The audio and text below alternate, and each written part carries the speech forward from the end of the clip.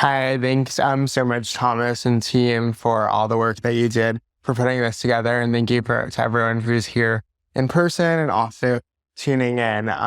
This is a topic that I find really fun and one that I think isn't really talked a lot about in the accessibility space. I think a lot of times we're very focused on the product, the code, and all of those great features that are so foundational to making something accessible. But then the question I've always had is what's next? How do we make sure that we're reaching people with disabilities with the same kind of vigor that we see brands go after any other set of consumers? So today I wanted to talk a little bit about how brands interact with disability. I'm going to start with kind of my own personal story, how I got involved in this space, and then go through some examples and also give some tips around accessibility. And then towards the end, we'll have time for Q&A and also just conversation. I find that these presentations are a lot more fun when people actually are engaged, and I get to learn from you too. So that's, I think, the piece that I'm looking most forward to. So I have just a quick agenda here. I kind of ran through this, but I'll talk about my story. We'll go through the case studies.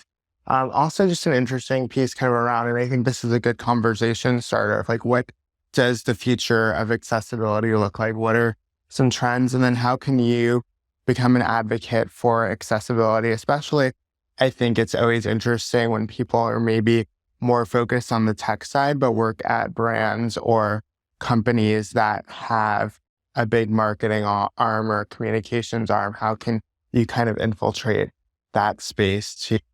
So I have on here a few images and I'll describe them all. But if you look to the left, there's actually an image that's a tweet that I was tagged in earlier this fall. And it was a really interesting one for me because somehow this person found, I think, probably the first instance of my advocacy work and how I got interested in accessibility. And what the tweet says is, famous students who had IEPs at New York City schools. And then I'm tagged and a bunch of other people. And it says, it hasn't been long since screen schools were actually forced to accept students with disabilities. The disability community should contribute to this conversation. And I thought this tweet was really interesting because it reminded me of, it links back to this article that I was kind of the poster child of in 2013, which was the year that I graduated from high school, where right below, I always remember in the Daily News, right below Kim Kardashian, so you knew it was like big news for the day, there was a headline and it said, Chancellor Walcott, so Dennis Walcott was the school's chancellor at the time, orders top high schools to admit students with disabilities or with special needs. And it was really personal to me because I had gone through the experience of applying to specialized high school in New York City, getting in based off of my test score, and then being told, well, we don't have any students like you. And how are you going to do things like the stairs? And being born with cerebral palsy, it's always interesting because it's a disability that people can see when I walk into the room. But I also am able to, I'm able to do pretty much what I want to do on a regular basis. I mean, I always say, if we're going to go climbing a mountain, that might not be for me, but for my day-to-day, I'm pretty good.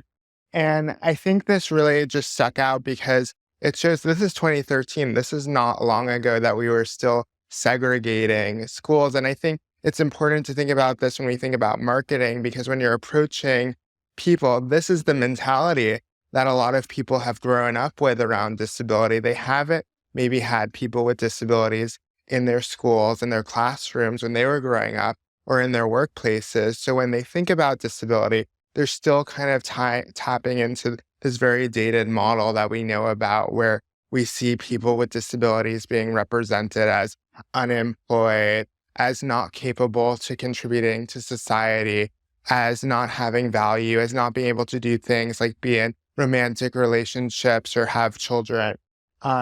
So it was just a good reminder, and I kind of wanted to just start with that. My advocacy journey, I think, really, though, began when I went to school. I went to Vanderbilt. I got a scholarship through an organization called the Posse Foundation, which recruits New York City public school students and sends them to schools like Vanderbilt.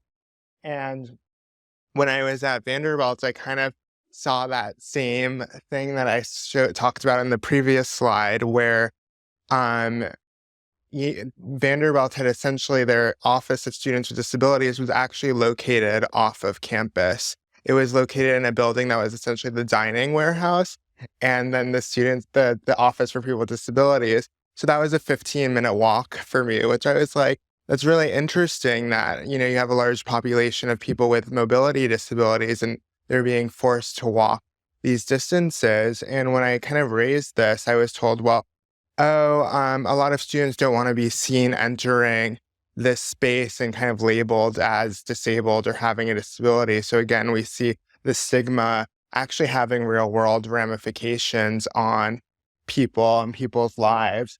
For me, and this is where I kind of started to find my voice and actually understand the importance of changing representation, I was like, that doesn't make any sense to me. So I got the feeling Vanderbilt was trying to kind of wait me out because, the nice thing about universities is their student population refreshes every 4 years. So if there's an issue they don't want to deal with, they just wait for those students to graduate.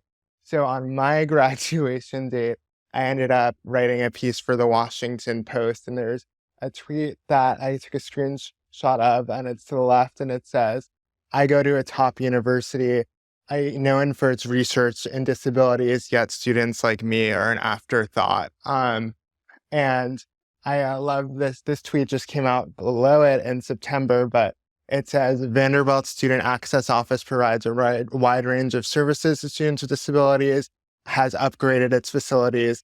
Learn about the office, which has moved to a state-of-the-art space in the heart of campus. So I think this kind of constantly running into people's assumptions about me as a person with a disability, and then seeing the ramifications and then wanting to change that is really how I got interested in marketing. And it explains a lot of how I approach and kind of my philosophy on accessibility. This is like the last slide with me, I promise. But basically, my career after that has been getting to work on understanding at Microsoft how really my 5 to 9 p.m. job at Microsoft, I like to say, was starting our disability and marketing group, which was we kind of had all these other groups that were basically mini employee resource groups. And what I said is, why don't we have one for disability? I mean, Microsoft that year had just run a Super Bowl ad featuring a person with a disability. So I was really adamant about that, and got to get secure funding and a pretty significant budget each year. And we grew that group to be the fastest growing kind of group within our marketing team of people signing up to join this community. So up there I have a picture, and it's from an event I did with Adweek, where it says, it's not enough to just write a story about a person with a disability. We need people with disabilities to write their own stories and not have it written for them, which is something that I really strongly believe in, why I kind of always want to see more people with disabilities in marketing roles and roles around storytelling, is this idea that, we so often see other people trying to capture the narrative of disability. I mean, we know even in film, there's big controversies because often people with disabilities or characters with disabilities are played by non-disabled actors.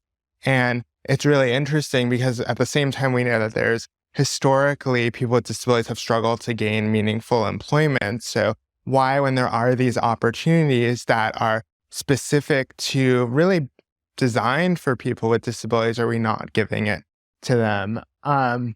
This is an event I did with PR Week down there, and it talks about, I don't love the title, I think it's very dramatic, but fighting fears, suppressing stigmas. But I like that because I'm on it with Megan Smith, who I'm at Amazon now, so she's one of my coworkers there, which is really fun. And then in the middle, this is probably my favorite photo, but it's a photo of me and 4 other people, and we're in front of a sign that says, GAD, so Global Accessibility Awareness Day. And this is actually in Beijing, China. So I was in China last year, and I was like, why, or what are we doing for Global Accessibility Awareness Day, which when I was at Microsoft was a very big deal, and everyone was kind of like, oh, what is that? So we actually, I worked with Tsinghua University, which where I was a master's student. And it's have the most like prestigious university in China to do their first ever Global Accessibility Awareness Day. And we worked with brands like Lenovo and Walmart China, which I thought, I mean, I could go into a whole talk on that, but really interesting to understand what is the view of disability in China, how, and for me, what I found most interesting is how can brands like Microsoft that have a big business in China, and really value disability and see it as a source of innovation, how can they bring those beliefs to China and help shift the challenges that people there face around kind of the historic stigmatization? And then this last one is just a photo with me and Microsoft CEO Satya Nadella, where I got to present when they were rolling out PowerPoint, rolled out live captioning features. So I got to kind of show him that. And I thought I like this photo because I think a lot of times companies bring in diverse talent, but don't always give them the opportunities to shine and actually promote them and raise them up. And this was a really I mean, it took him like 5 minutes, but for me, it's still one of my favorite moments of my career. So I think that's another important lesson is always, don't just worry about recruiting talent, but think about bringing in talent, retaining it, and then how do you give them opportunities to. Okay, so now this is more of kind of a practical side, but I want to talk about some case studies where we've seen brands really lean into disability and accessibility inclusion. This is one, I love the story of Nike because Nike is a brand that I think, even if you were asked them, did not always have it right. Originally, I think Nike is also interesting because when you think about sports historically is something that hasn't really been accessible for people with disabilities. Yes, there are kind of special instances like the Special Olympics or Paralympics, but historically, I've never felt like I could just walk onto a soccer team and get picked. And Nike kind of has this mantra of being, if you have a body, you're an athlete, which I think is interesting, kind of really pushing into this idea that everyone's an athlete in some way, shape, or form. But when in 2018, I grabbed this tweet, and it's ironic that I keep grabbing tweets to storytell, given everything that's happened with Twitter's accessibility team. If you haven't heard, they are all gone. But this tweet says, athletes with disabilities shared mixed feelings after Nike signs runner with cerebral palsy. So there's this really interesting piece where it wasn't actually like an official Nike video, but one of those kind of like clickbaity Facebook content creation. I almost call them like factories because I feel like a lot of their videos are so generic. But they put together this clip of Justin, who's a runner at University of Oregon who had cerebral palsy, and it was this very kind of inspirational video of him running, and it felt a little bit like inspiration porn. So I think we're all probably familiar with that term, but basically this idea that people with disabilities are not here to inspire you. We shouldn't be celebrated for just living our lives, for doing things that everyone else can do. So this clip very much felt like that, though. Like people were saying, well, is every Nike athlete who's getting signed having this whole like mantra created about them? And I think what I really liked is how Nike handled the situation. So one, they said, this wasn't actually our official collateral, but let's work with the disability community and Justin, the athlete, to create actually a video that, both him and Nike as the brand can feel proud of. But then kind of going further, if you lean forward a few years, you'll see they started coming out with like the Fly Ease, which if you're not familiar with that, the Fly Ease I have a picture of it, and it's a shoe where in this instance, instead of shoelaces, there's like zippers, so you can zipper closed, and it's really great for people with dexterity issues or certain mobility issues. And it was an interesting piece because they approached the marketing of this very differently. So the first kind of video that I saw is this product was actually inspired by someone with a disability. I want to say it might be cerebral palsy, but I'm biased, so I'm not going to say that. But he wrote to Nike and he said, I love your shoes, but I can't wear them because I think it goes to shoelaces and some other factors. So they actually went and created an adaptive shoe for him. But then when they came out with the marketing for that, the video very much featured him kind of as a co-designer, which I thought was really interesting. One kind of mistake that we often see brands doing is when they talk about disability, they don't actually have the person with the disability speaking. It's usually like the parents are like, I am so proud of this person for waking up in the morning and all of that. But Nike really shined a light on not Justin, this is Justin, but on the designer of the person with the disability who wrote and kind of had the idea for this shoe. And then they also worked with athletes with disabilities to kind of show how that could be helpful for them. And then on top of that, they've started to integrate disability a little bit more into their regular marketing too. So like this is just an example that I found on the Nike webpage below. And it's I think a teenager who is in a wheelchair and she's kind of dressed head to toe in Nike, raising her hands. And that's important too. You want to normalize this idea that people with disabilities are part of our society. So yes, it's great that we feature them when we do things like this adaptive shoe or the Xbox adaptive controller, but I also want to see them as part of the regular rhythm of casting. Some really interesting work that's been done in the past is Verizon Media and Getty, or it's now Oath. I think they rebranded, but they did a collection where they actually worked on getting more people with disabilities to be represented in stock photography, because stock photography, I mean, it's very undervalued, but when you think about it, especially when you're in marketing, you're going and you're searching images and you're putting them on these posters and in textbooks, and they're showing up everywhere, stock photography. And if you don't have any people with disabilities, then we're kind of erasing them from all of these different elements of society, which becomes very important. And again, how do we view disability? What are the stigmas surrounding people with disabilities, and how do we change that?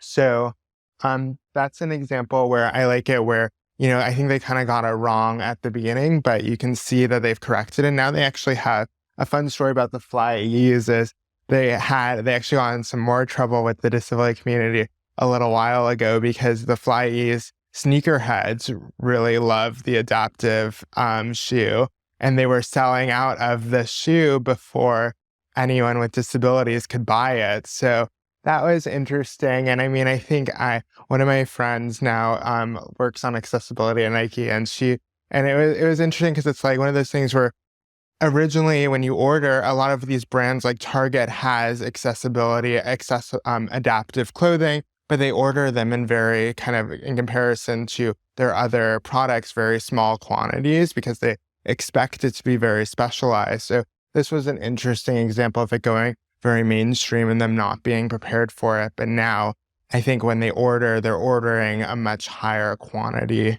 of sneakers. And they now, if you go on Nike, they have a whole collection of Flyers. One tip that I would give to Nike is I don't think you can go into the retail stores though and find these shoes. So I would love to see like their flagship stores that are all over New York carry this shoe too, and not just have where you kind of have to mail order it.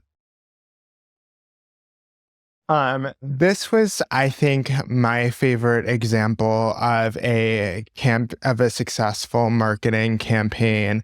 This was Netflix released Crip Camp, which is basically really a film that highlights this camp that is for people with disabilities, but it really became kind of this breeding ground of disability advocates. So like Judy Heumann is featured. And it was, I think, really just significant for Netflix because it was one of the first major films that they put out on their platform that really focused exclusively on disability.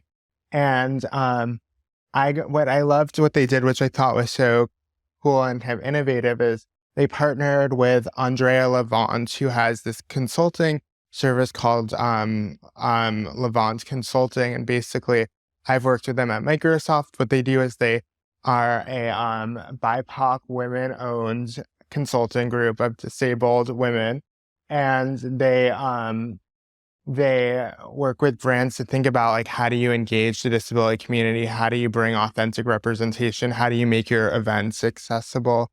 And for this was kind of their first big project. And here I'll just describe the slides, but we have basically what it is on the lower quadrant, the lower left quadrant, we have a poster that says CRIPT Camp Online Summer Training Series, May 17th through August 30th. And throughout that period, each week they had events, and it was all conducted over Zoom, where they would engage the disability community in various topics like grassroots advocacy, how to kind of like get PR, like pitch an article to a publication, so different topics like that. And Obama's production company was the producer of CRIPT Camp. So for one of the events, and this is Obama and Andrea. So Obama is on the left and then Andrea is on the right, and she's dressed kind of as a camp counselor to play into this idea of CRIPT Camp. And he came to one of the Zoom calls, and it was super cool just to see that.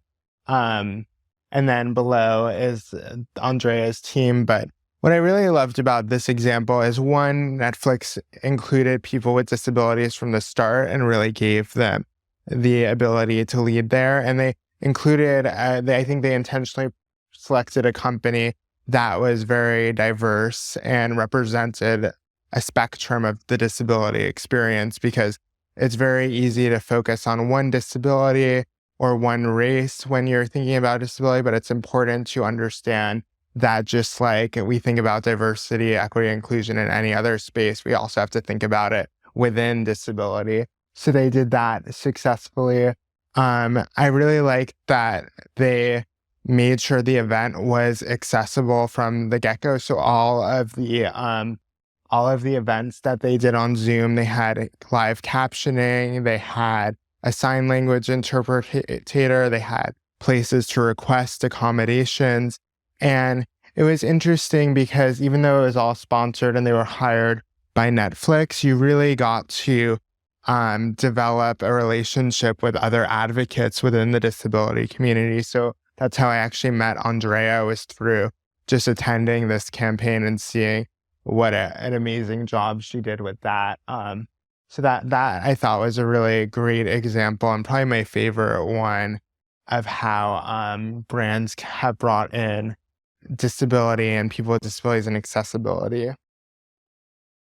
And then I think there's also this piece on product truth, though, and I'm working a little bit backwards, but in order to have accessible marketing, an accessible brand, you have to have product truth. So your products have to be accessible. And again, that's kind of the most important piece for me. It's not always where I jump to because I'm very marketing kind of brain, but it's important. This is a screen grab from Target's adaptive line. So they have like a women's jacket. I think I'm not going to be great at describing these articles of clothing, but I think this is almost like a onesie with like a t-shirt on top. And then you see there's like snaps. And then the next one is a sweater. And it also, I think, has at the bottom like a snap-in type piece. So really, they all have physical modifications to make it easier for people with disabilities to get dressed. But I wonder, how sustainable is this? Because again, the audience is limited. So with Target, you can't walk into your Target and get these pieces. You have to order them online. The line is rather limited. There's maybe when I check 20 pieces, but I'm pretty sure we all have, more than 20 articles of clothing. So how do you kind of move? How do you have a big enough line? And then the like little secret about this is they're not really super profitable, because to make it at a price point that is in line with Target, they're not getting the volume that they would normally be able to achieve to get those price points. So a lot of these items, and I don't know about Target's situation, but a lot of this, and Tommy Hilfiger has a similar adaptive line. Zappos has an adaptive collection, are actually sold at a loss. So I mean, that's one of the things that, in the future I want to think about is how do we how do we how do we start to bring things forward and make them a little bit more sustainable, where it's not just, a nice thing to do, but it's actually good business practice to do that. I was even thinking about, so I went to Uniqlo the other day, and it was really interesting. I was looking at jeans there, and for the first time ever, I saw where you select your waist size, but then every jean is a size 34 length, and then they give you the option to alter it for free. And it made me think about like this adaptive fashion kind of idea. Like, what if instead of having specific pieces with like certain snap-ons, we gave people the ability to customize, kind of like Uniqlo is doing, where instead of having to produce a jean in every length, they're just cutting it to order. And that was a really interesting concept to me. And when I was looking a little bit more into this, I saw that Microsoft is actually moving in this direction a little bit. So they just came out with a bunch of adaptive accessories, and they partnered with this brand or company called Shapeways, which actually prints the adaptive accessories on demand for you. So you can get like little like modifiers for your computer that will like snap on and change, and there's a picture of that, and but it's all printed on demand. And I think was what I really want to look into, like, what is the economics behind this too, and is that something that is going to be more sustainable versus this idea of just kind of continuously making new products, which can feel very splashy, but at the end of the day, if they're not available in any of the stores, and they're being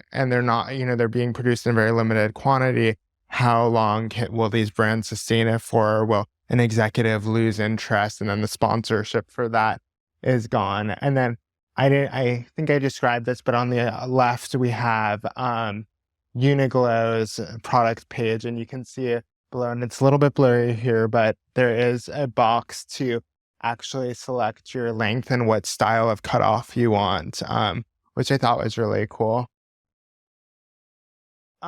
This might be more of why you all actually came here, but I just wanted to kind of put together, I always like to make sure that people are like leaving with something specific.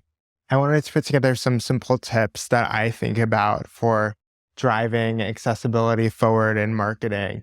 One of the first things I think is ask your teams, your comms teams, your marketing teams, what are you doing to make your work accessible? I mean, I bet you if you're not at an accessibility focused organization, they might be a little bit lost and kind of stare at you. But I think just asking that is a great way to start that conversation.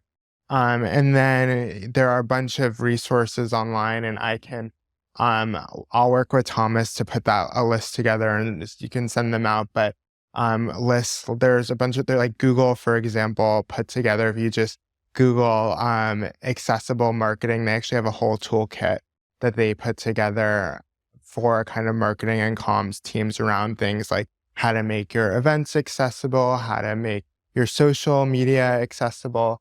So a lot of great resources, but I think the first step is just to ask if you're not the person doing that. Another great tool that I like is using the accessibility checker. So both Google Suite and Office have an accessibility checker. They've located it right next to kind of spell check, and it's a really nice reminder to add things like alt text to your to your pictures. So when you have a picture on a slide, are you adding text that's actually describing what is on that picture, or you kind of saw, I hope I did a good enough job, but you kind of saw when I had all these pictures on the slide. So I was trying to describe them as I went through them in case anyone was blind or low vision, and wasn't seeing those slides. And then adding alt text to your social media work. So Twitter, Instagram, Facebook all have really great features to add alt text to your social media work without actually distorting the kind of creative behind the work. I think that's a big barrier.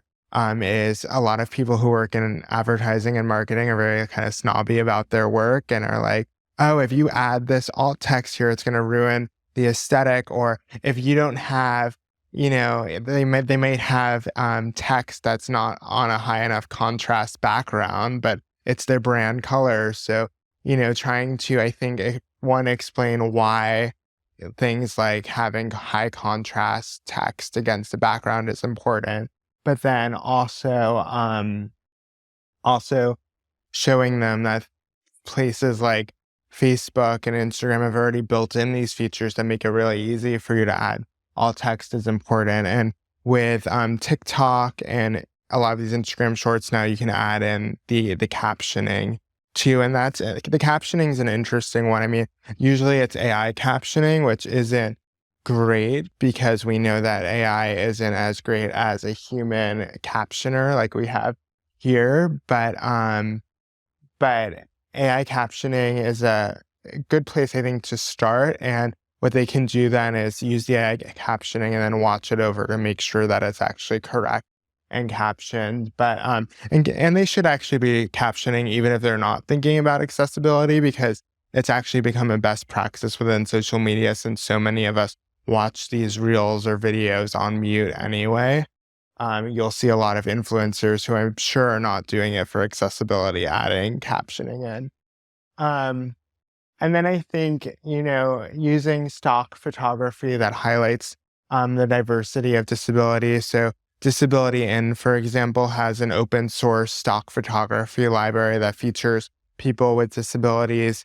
Getty has a disability collection within their stock photography. I think Getty charges for it, but trying to just make sure that you have disability represented as part of the human experience when you're trying to capture all of these different people in your stock photography.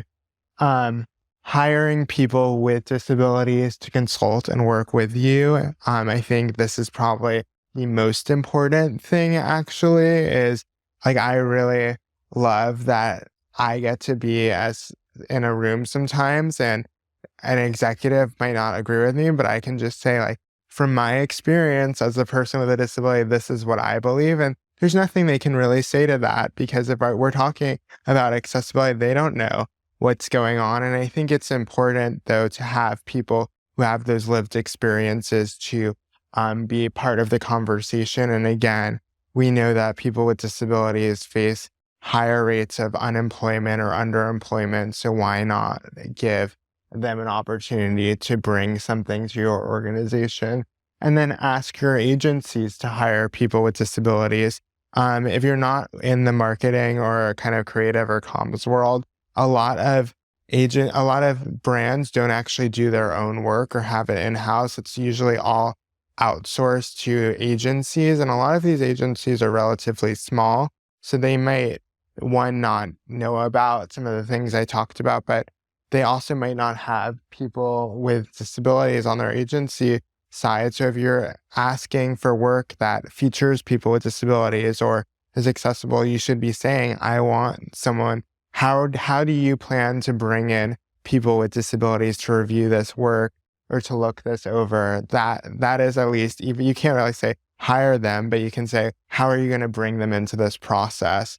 I think is important. And when you do bring them in, pay them. I think it's, a lot of times I'm shocked to see brands want to bring in people with disabilities, but also people from all different marginalized backgrounds and not pay them for their work, or do things like, oh, I'll give you a $20 gift card for this. And especially a lot of people who are doing this professionally, this is how they earn their income. So be respectful mindful of that and make sure that you're actually paying a fair wage for their work. And then finally, make sure that you're advocating for disability to be part of your diversity, equity, and inclusion work. I remember when I was applying for jobs, I mean, and again, not that long ago out of college, it was amazing to me to be able to look through different diversity statements of companies and see that disability was not represented or even talked about or addressed in that space. And that's still something that's very common. So I think, when you're all having these conversations or being brought into meetings and you're not seeing disability represented, say something or say, hey, why are we not talking about this? Or what are we doing to bring in this perspective? Awesome. So I think that is pretty much my presentation and what I had to talk about. But I wanted to open up the floor and see if there are any Q&As. I think we have some in the room. And then thanks for the great presentation. I really loved your example about where Nike failed and then they went and tried again, and then they were successful. I find that more than not, companies are even scared to fail when it comes to disability. So could you sort of provide some just ideas about how to motivate a company to feel safe and why it's important to pursue it, even if you are first going to fail? Yeah, I think that's a great question. And my answer to that would be, I think, is provide guardrails. So I know one thing that we did at Microsoft, which is really helpful, is our group, which was our disability marketing group, which was mainly comprised of people with disabilities. We would offer to review work before it went out and before it had the opportunity to become a big mess if it was perceived wrong. So that was an example of a guardrail where we said, it's okay if you get it wrong in this space or on this meeting, because none of us are going to go screenshot this and share this out. But it's important to do this work. So we're willing to provide the feedback on that. So I think one is providing guardrails. I mean, I think I always struggle. The disability community, rightfully so, can be very critical sometimes when things go wrong. And I mean, what I always look for as a person with a disability, I mean, even people say things to me that I'm sometimes like, how do you feel okay saying this? But I look and I say, think about, what is the intention here? So I really value, even if they get it wrong, I really value that at least someone is thinking about disability in this conversation. I would almost rather they kind of get it wrong and they're at least trying to think about disability, but versus not address it at all. But I haven't gotten a huge. I don't know if I have a perfect answer. I know. So Becky Kakula, who I'm friends with, I know you're friends with. So was there anything that you did at Snapchat or when you were? Oh, you know me. Yes. Hi. See, the accessibility space is very small. I was going to come say hi after and do the formal introduction. But yes, hi. I worked at Snapchat. I actually got your email from Judy Human, and then like 5 minutes later, they did layoffs. So hi. So looking if anybody knows the team.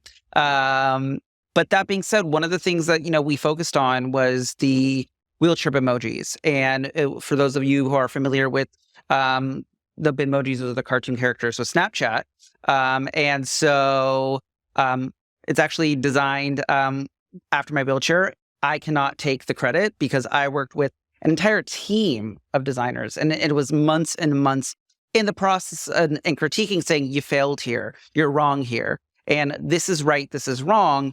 And that process is really something that is so integral to branding disabilities. Is making, as to your point, I'd rather them see both us and other individuals invited to the table for these discussions and fail versus not be in the discussion at all. And I think that when you do that, and even those of us who are professionals in the space are willing to put our reputations out there and saying, hey, we've been working with them and we will continue to work with them, is a really great way to help support organizations feel safe and increase that work, but also be a bridge and a conduit to the disabled community. Truly, like, I think that, I've tried many times to get more things done, but companies are often scared. So it's a journey. I'm going to take a question from YouTube. Observation: most disabilities are non-apparent. I've mostly seen people with apparent disabilities depicted in campaigns with visuals. How would you recommend people with non-apparent disabilities be represented and included in media and visual marketing? Ooh, that's a great question. I mean, and I think even the example of like the wheelchair is often the symbol of disability. So we see that be something that's really kind of used as a representation. Um, I think, in terms of non-apparent disabilities, I've seen some interesting work done where I've seen maybe on the person's screen, you'll see some sort of like focus software. I've seen that kind of done at Microsoft. I really like the use of text like overlay over the pictures. So again, these disabilities are non-apparent, so you're not going to get it from just glancing at the photos. So I like sometimes they'll have like a text kind of thought bubble where the person might talk about how their non-apparent disability is affecting them, and then have that over the photography, which I think that's an interesting approach. I mean, it's also interesting because I've even thought about this. So I've been in stock photography around disability, and the funny thing with me is when I'm sitting down or really standing up, you can't even tell that I have a disability. So, and I've thought about like, should I be in these photographs that they want people with disabilities? But I also think that that's part of disability, is it's not always going to be in your face like, oh, this person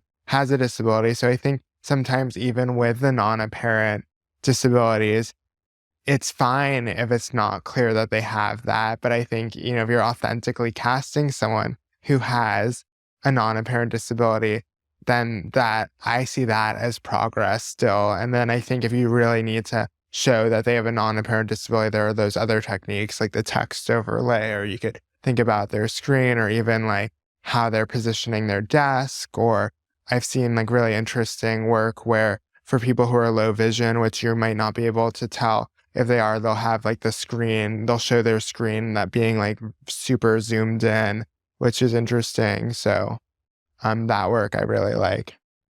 Hi, I work at a university, and when the topic of accessibility is talked about, it's usually to prevent litigation. How can I actively encourage them to do more? I love your question, because when I go back to the Vanderbilt example, it's funny in my slide that the new center they named was the Student Access Center. The old center was called Disabilities, Equal Opportunity Affirmative Action and Disability Services, and it was run by the university's legal team. And so I think it's very much still a thing, especially in higher ed settings where disability is about compliance and avoiding lawsuits. And I think the way that I've seen it talked about, and I've been lucky to work at very innovative companies, but talked about that I think is powerful in the corporate space a lot of times, is disability as a source of innovation. So thinking about how creating experiences that are accessible are just creating better experiences. So for example, an example I love to give is when I'm on a plane, I get really annoyed when some of the movies don't have captioning, and it's not that I need the captioning, but it is so loud on a plane that I don't want to have my headphones on full volume, and I don't need to develop another disability.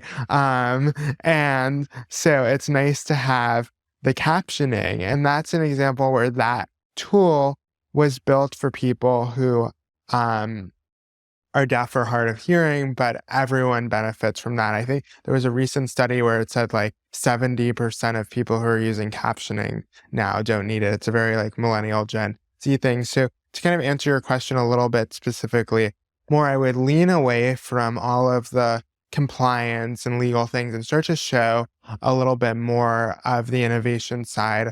This is controversial, but you'll see a lot of people, advocates start to lean into like this idea of inclusive design or and kind of those, which I think are a little bit sexier sometimes than just like accessibility and compliance. So I think trying to tell the full story where compliance and accessibility still play an important role and all of the laws there are still important, but also what work are we doing to talk about inclusive design and what work are we doing to talk about disability culture and framing, again, disability as part of the diversity and equity and inclusion conversation where it's like, hey, we have leaders in this space. What are we doing to study and include that in our curriculum too? So I think my approach for that has always been trying to bring in all of the other elements of the disability experience so that, yes, compliance will always be a part of it, but it's not the only conversation. Places, and I agree with it being, from an administrative perspective, a liability issue, but at the same time, professors have a lot of control over the classroom. I think if you targeted the professors, they'll do it. They can do it too. And that could be a very interesting. We'll take a question here from online. How may I start a conversation about accessibility in marketing and physical accessibility?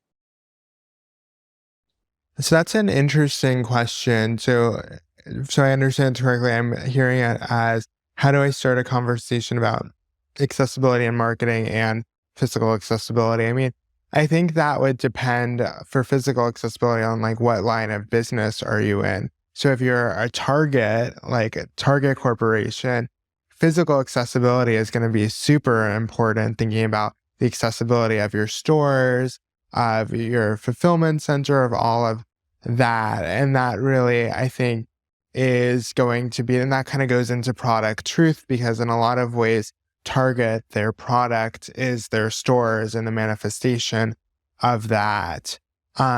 Versus if it's like a place of employment, I mean, that's harder because then that gets into more of like the HR side of accessibility and what are we doing from an accommodation standpoint? Is our physical space accessible? Meaning, are there stairs? Is it barrier free? So I think really what I would try to do is understand what the specific business you're in is. Is there product truth to kind of having that physical space be accessible? If the answer is yes, I would definitely connect it to that. So your marketing should talk about, if you're Target, how your stores are accessible, what you're doing to make those spaces accessible. If maybe the physical space isn't as customer facing, it's still super important because, again, I believe the best way to become accessible is by hiring more people with disabilities, and you're not going to have people with disabilities working at your company or your space if your space isn't accessible. But it might be a little bit more challenging to connect it to the actual marketing element. We have some more questions for you, Bryan, that we'll share with you an email. And I think you have your contact slide on the last slide to reach out to Yeah, you. and my email is just bstromer, STROMER @gmail.com. So bstromer @gmail.com. Thank you again, Bryan. Thank you so much. Thank you.